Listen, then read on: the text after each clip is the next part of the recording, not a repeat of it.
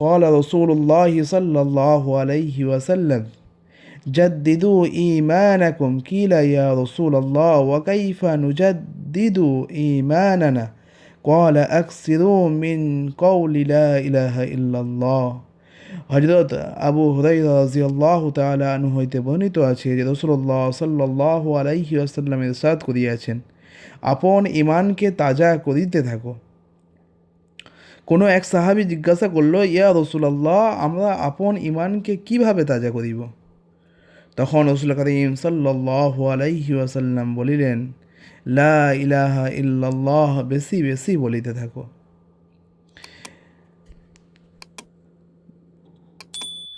অন্য এক হাদিসের মধ্যে হযরত জাবের ইবনে আব্দুল্লাহ রাদিয়াল্লাহু তাআলা আনহু বলেন, আমি রাসূলুল্লাহ সাল্লাল্লাহু আলাইহি ওয়াসাল্লামকে ইরশাদ করিতে শুনিয়াছি, যে সমস্ত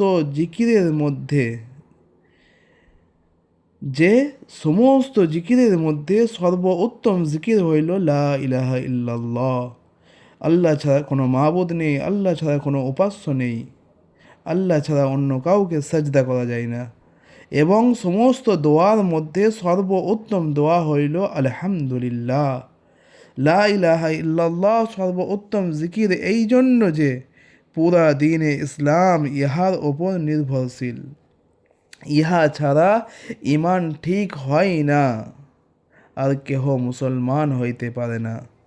আলহামদুলিল্লাহকে সর্বোত্তম দোয়া এই জন্য বলা হইয়াছে যে দাতার প্রশংসা করার উদ্দেশ্যই হইল চাওয়া ও সওয়াল করা, আর দোয়া হইল আল্লাহ তাআলার নিকট চাওয়ার নাম। নামাজ অধ্যায়। মহান আল্লাহ রাব্বুল আলামিনের ইরশাদ, قال الله تعالى بسم الله الرحمن الرحيم إن الذين آمنوا وعملوا الصالحات وأقاموا الصلاة وآتوا الزكاة لهم أجرهم عند ربهم ولا خوف عليهم ولا هم يحزنون।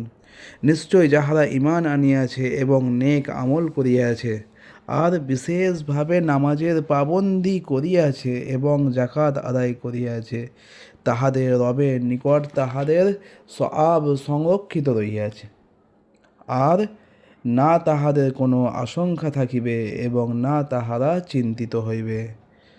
সূরা বাকারা 277 নম্বর আয়াত।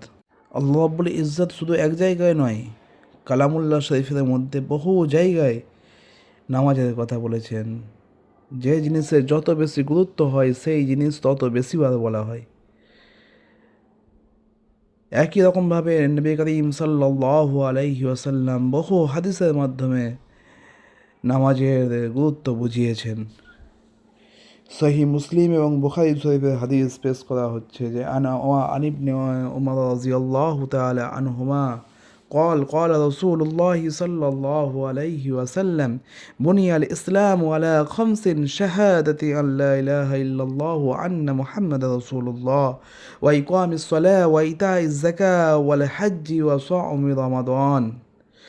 হযরত আব্দুল্লাহ ইবনে ওমর রাদিয়াল্লাহু তাআলা আনহু বর্ণনা করেন, বিখ্যাত একজন সাহাবী ওমর রাদিয়াল্লাহু তাআলা আনহুর বেটা, যে রাসূলুল্লাহ সাল্লাল্লাহু আলাইহি ওয়াসাল্লাম ইরশাদ করিয়াছেন, ইসলামের ইমারত 5 জিনিসের ওপর কায়েম করা হইয়াছে, প্রতিষ্ঠিত করা হয়েছে। ইসলামের যে ইমারত, বিল্ডিং, সেটা 5টা স্তম্ভ বা পিলারের ওপর প্রতিষ্ঠিত করা হইয়াছে। এক, লা ইলাহা ইল্লাল্লাহ এবং মুহাম্মাদুর রাসূলুল্লাহ সাক্ষ্য প্রদান করা, অর্থাৎ আশহাদু আল্লা ইলাহা ইল্লাল্লাহ ওয়া আশহাদু আন্না মুহাম্মাদান আবদুহু ওয়া রাসূলুহু, এ কথার সাক্ষ্য দেওয়া এবং দিল থেকে বিশ্বাস করা। এবং দ্বিতীয়ত আকিমুস সালাহ, নামাজ কায়েম করা, ওয়া আয়াতুজ যাকাত, যাকাত আদায় করা, ওয়া তাহুজ্জাল বাইতা, হজ করা, ওয়া তাসুমা রমাদান, এবং রমজান মাসে রোজা রাখা। আল্লাহ রাব্বুল ইজ্জত আমাদের সকলকে এই ইসলামের 5টা স্তম্ভর ওপর প্রতিষ্ঠিত হওয়ার তৌফিক দান করেন। একই রকমভাবে মহান আল্লাহ রাব্বুল ইজ্জতের নবী, শেষ নবী, খাতামুন নবিয়্যিন আবার একটি হাদিস বর্ণনা করেছেন।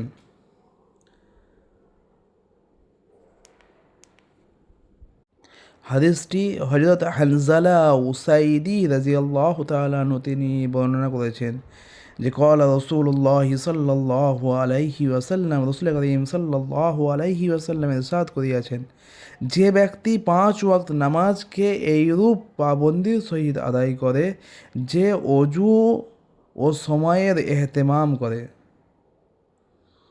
রুকু সেজদা উত্তম রূপে আদায় করে এবং এইভাবে নামাজ আদায় করাকে নিজের ওপর আল্লাহ তাআলার হক মনে করে। যে ব্যক্তি 5 ওয়াক্ত নামাজকে এইরূপ পাবন্দির সহিত আদায় করে, যে অজু ও সময়ের এহতেমাম করে, রুকু সেজদা উত্তম রূপে আদায় করে এবং এইভাবে নামাজ আদায় করাকে নিজের ওপর আল্লাহ তাআলার হক মনে করে, তবে জাহান্নামের আগুন তাহার জন্য হারাম করিয়া দেওয়া হইবে। মহান আল্লাহ রাব্বুল ইজ্জত নামাজের এত গুরুত্ব দিয়েছেন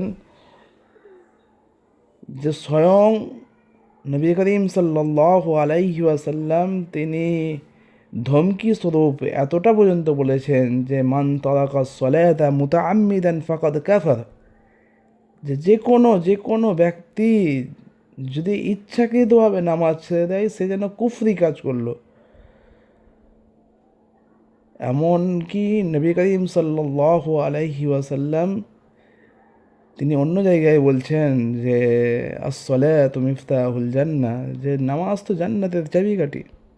সেই জন্য লক্ষ্য করে দেখবেন যতটা গুরুত্ব নামাজের ব্যাপারে দেওয়া হয়েছে, নামাজ যদি দাঁড়িয়ে যদি কেউ না পড়তে পারে বসে পড়তে হবে, বসে যদি না পড়তে পারে শুয়ে পড়তে হবে, রুকু সেজদা না করতে পারলে ইশারায় পড়তে হবে। সেই জন্য মহান আল্লাহ রাব্বুল আলামিন আমাদিগকে সকলকে 5 ওয়াক্ত নামাজ বা জামাত আদায় করা তৌফিক দান করুক। সকলেই বলি আল্লাহুম্মা আমিন।